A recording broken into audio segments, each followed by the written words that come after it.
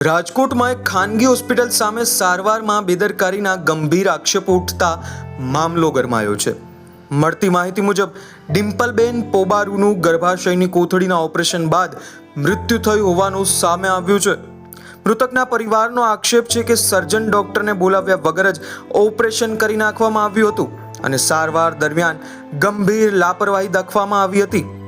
પરિવારના જણાવ્યા અનુસાર દર્દીની હાલત બગડતા તેમને તાત્કાલિક ઓલિમ્પસ હોસ્પિટલમાં ખસેડવામાં આવ્યા, પરંતુ ત્યાં સારવાર દરમિયાન લગભગ 12 કલાક બાદ તેમનું મૃત્યુ થયું હતું. પરિવારે પણ એવો ગંભીર આક્ષેપ કર્યો છે કે ઓલિમ્પસ હોસ્પિટલનું બિલ પણ બાલાજી હોસ્પિટલે ચૂકવ્યું છે, જેના કારણે સમગ્ર મામલે અનેક સવાલો ઊભા થયા છે. આ ઘટનાથી રોષે ભરાયેલા પરિવારજનોએ જવાબદાર ડોક્ટરો સામે કડક કાર્યવાહી કરવાની માંગ સાથે એ ડિવિઝન પોલીસ સ્ટેશનમાં અરજી આપી છે. હાલ આ સમગ્ર મામલે પોલીસ દ્વારા અરજીના આધારે તપાસની કાર્યવાહી હાથ ધરવામાં આવી રહી છે. એસ પોબારું નામ છે. બાલાજી હોસ્પિટલમાં ઘટના બનેલ છે. મારા મધરનું આપણે ગર્ભાશયની કોથળી કઢાવવાનું ઓપરેશન 27 તારીખે કરેલ છે.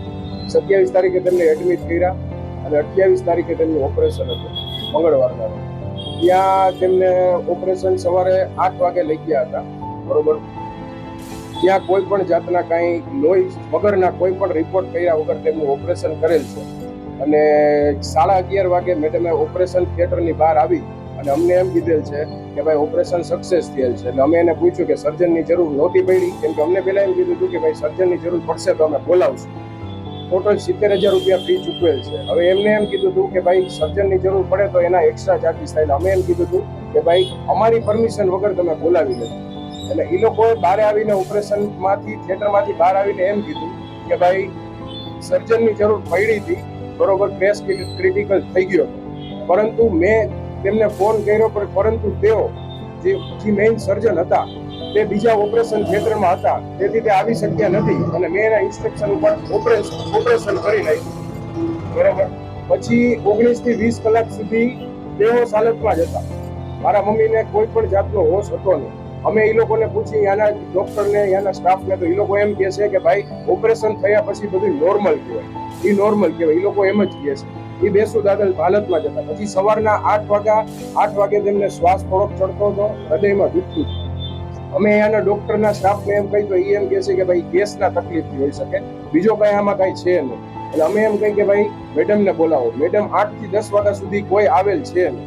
પછી 10:30 મેડમ જ્યારે રાઉન્ડમાં આવ્યા, બરોબર, ત્યારે એને આવીને ધબકારા ચેક કર્યા. ધબકારા એના 167 હતા અને બીપી 76 હતું, બરોબર.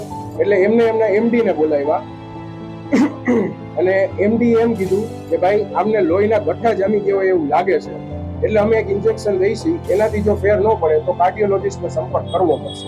અમે કીધું ઓકે. એટલે પછી એમને એક ઇન્જેક્શન દીધું, પરંતુ એનાથી પણ કાંઈ ફેર પડ્યો નહીં. અને એનું જે આપણે ધબકારા કહેવાય એ 155 થયા, એનાથી ઘટતા નહોતા. એટલે મને ને મારા ફાધરને અંદર ઓફિસમાં બોલાવ્યા અને એમ કીધું કે ભાઈ આપણે ફરજિયાત કાર્ડિયોલોજી પાસે અત્યારે લઈ જવા પડે એમ છે. એટલે અમે કીધું કે અમે કોઈ પણ રીતે પહોંચી શકીએ તેવા માણસ નથી. તો એને એમ કીધું કે તમે પૈસાનું કોઈ પણ જાતનું ટેન્શન ન લ્યો, અમારી હોસ્પિટલ વાળા બેઠા છે, એ અમે લોકો સંભાળી લઈશું. એટલે અમે કીધું ઓકે. એટલે એ લોકોએ એમ્બ્યુલન્સ બોલાવી લીધી અને લઈ ગયા ઓલિમ્પસ હોસ્પિટલમાં ડોક્ટર મિહિર ખન્ના પાસે. સાહેબ મિહિર ખન્નાએ ત્યાં એમનું બધું પ્રોસિજર ચાલુ કરી અને તેમનું એન્જિયોગ્રાફી કર્યું. એન્જિયોગ્રાફીમાં મિહિર ખન્ના સાહેબે એમ કીધું કે ભાઈ એના હૃદયમાં લોહીના ગઠ્ઠા જામ થઈ ગયા છે, એટલે એની પ્રોસેસ ચાલુ કરવી પડશે. એટલે ત્યાંના જે બધા બિલ હતા એ પણ એ લોકો ભરવાના હતા એવું અમને કીધું.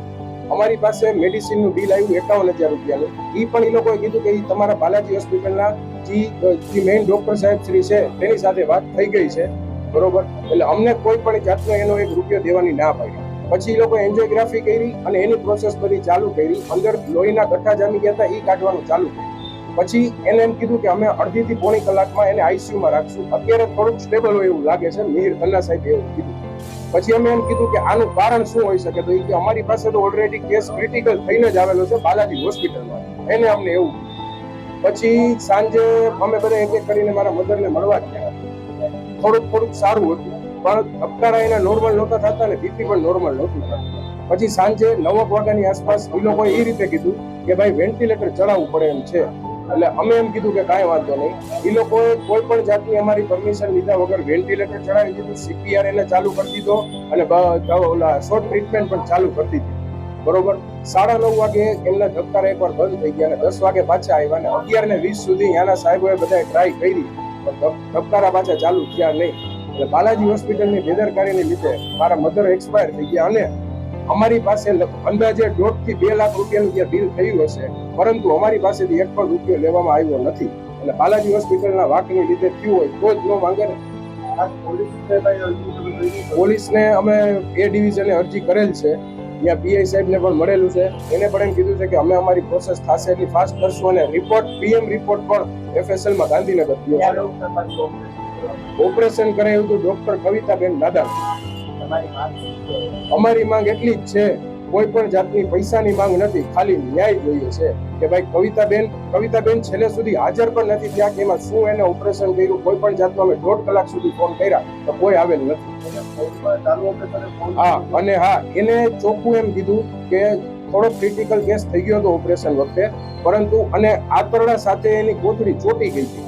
એની ગર્ભાશયની કોથળી મારા મધરની આંતરડા સાથે ચોટી ગઈ હતી કે સર્જનને ફોન કર્યો પણ સર્જન આવેલ નથી કે એ બીજા ઓપરેશનમાં હતા. એટલે કે મેં એના ઇન્સ્ટ્રક્શન કહેવા મુજબ એને જેમ કહેતા કે એમ ફોનમાં ઇન્સ્ટ્રક્શન ઉપર મેં ઓપરેશન કરી નાખ્યું છે, સક્સેસ થઈ ગયું છે.